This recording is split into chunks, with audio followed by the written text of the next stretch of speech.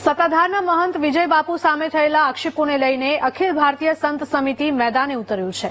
કમિટીના સભ્યો અને સંતોએ સત્તાધારમાં પહોંચીને વિજય બાપુ સાથે મુલાકાત કરી હતી। મુલાકાત દરમિયાન સાધુ સંતોએ વિજય બાપુને સમર્થન જાહેર કર્યું છે। સંત સમાજે સત્તાધારના મહંત વિજય બાપુના પૂર્વાશ્રમના ભાઈએ લગાવેલા આક્ષેપોને પાયાવિહોણા ગણાવ્યા હતા।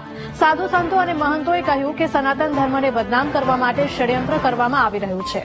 જે આક્ષેપો લગાવવામાં આવ્યા છે તેનો કોઈ જ પુરાવો મળતો નથી। સત્તાધારની પવિત્ર જગ્યા ઉપર જેવી રીતે આરોપો થઈ રહ્યા છે તે ખૂબ જ દુઃખદ વાત છે। સાધુ સંતોએ બંને પક્ષ વચ્ચે મધ્યસ્થી કરીને વિવાદને શાંત પાડવા માટે તૈયારી બતાવી। સાથે જ જો નહીં માને તો કાયદાકીય કાર્યવાહી પણ કરવામાં આવશે તેવું અખિલ ભારતીય સંત સમિતિના સભ્યોએ નિવેદન આપ્યું હતું।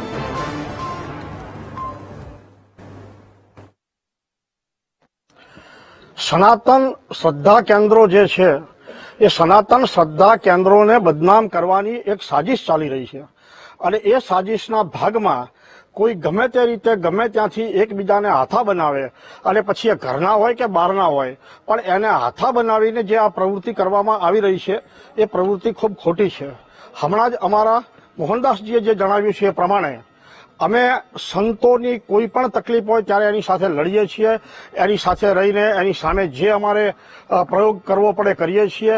આમાં પણ અમારી એક ખુલ્લી વાત છે કે કેટલાક લોકો માત્ર સનાતન ધર્મને બદનામ કરવાની જે કોશિશ કરી રહ્યા છે એ ખૂબ ખોટું છે।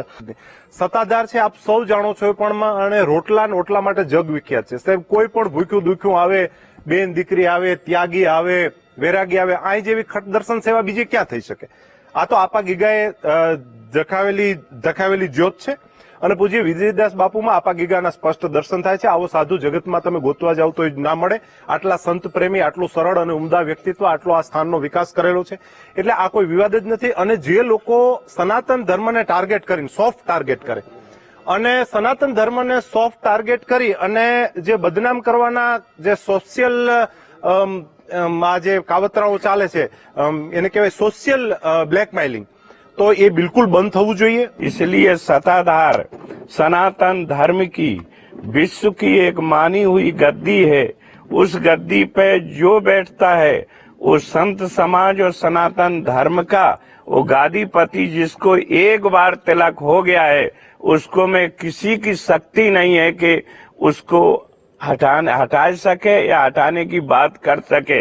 वो अपने मौका दरेक व्यक्ति राजा होता है, कुछ भी बोल सकता है। तो पुरातन और परंपरा अनुसार जो बैठाला गया है इसलिए वही हमारे गादीपति हैं।